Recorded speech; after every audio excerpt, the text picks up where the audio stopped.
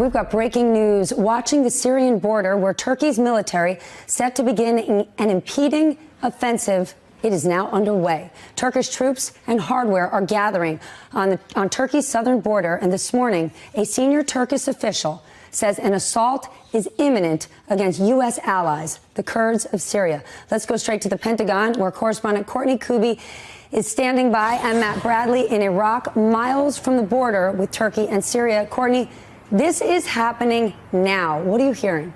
So all we're hearing are very early and so far unconfirmed reports, but one of them is from the spokesperson for the Syrian Democratic Forces. This is the opposition force who the U.S. military has been fighting with for several years there in Syria. He's saying that Turkish warplanes have begun airstrikes.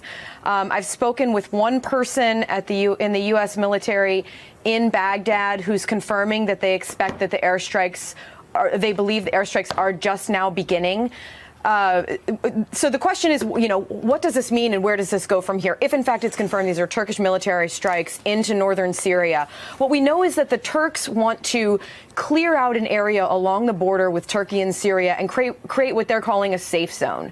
They want basically a buffer zone because they believe that the Kurds, many of whom have settled in that area near the border, present a threat to Turkish national security. They see them as terrorists. Of course, from the U.S. perspective, particularly the U.S. military, these Kurds are the ones who the military has been fighting alongside against ISIS in Syria for several years now.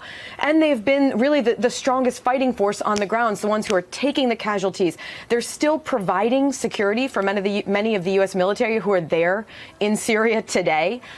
So, it's putting the U.S. military in a very difficult position right now, where they're faced with a NATO ally who's coming in to go after someone who've been their brothers and sisters in arms in Syria for several years now. Steph. Matt, what are you hearing where you are?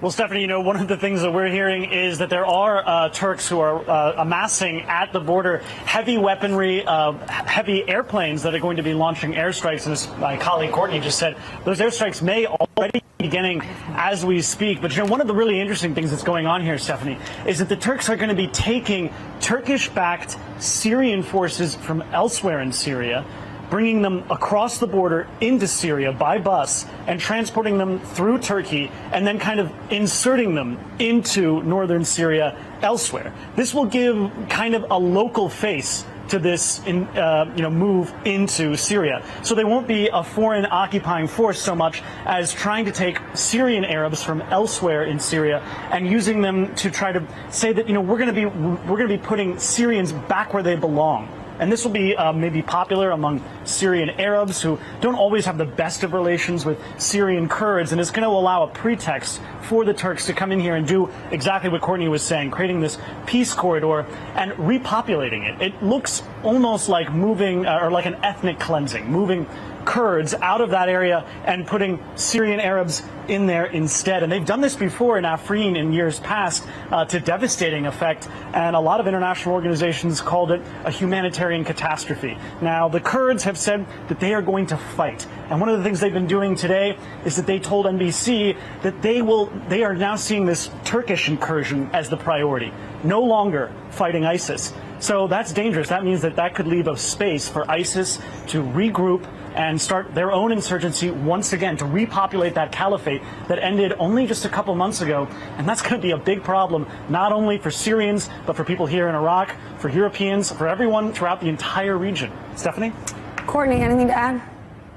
Yeah, so I'm hearing now it looks like there's the Turkish military has moved artillery along the border, and it looks like this is beginning of what the U.S. military might call some shaping operations. So basically that means that they'll try to send in airstrikes, artillery strikes across the border, and that sort of clears out the area prior to any kind of a ground incursion. So before they start bringing vehicles, troops, tanks, whatever it is across the border, they would begin with some strikes to try to clear out an area and make it safer for them. So the next thing that we should expect to see are artillery strikes across the border, perhaps some other kind of small arms, even mortars or whatnot, going across the border from Turkey into Syria. And we can see that coming. And I want to reinforce something that Matt just said about the SDF saying they're going to fight. I spoke with General Mazloum, who's the head of all the Syrian Democratic Forces, and he has said he's very disappointed in the U.S. decision to pull back from the border, but that the world should know that the SDF is going to fight, that they're not going to cede what they see as their land, their territory in northern Syria to Turkey, Steph.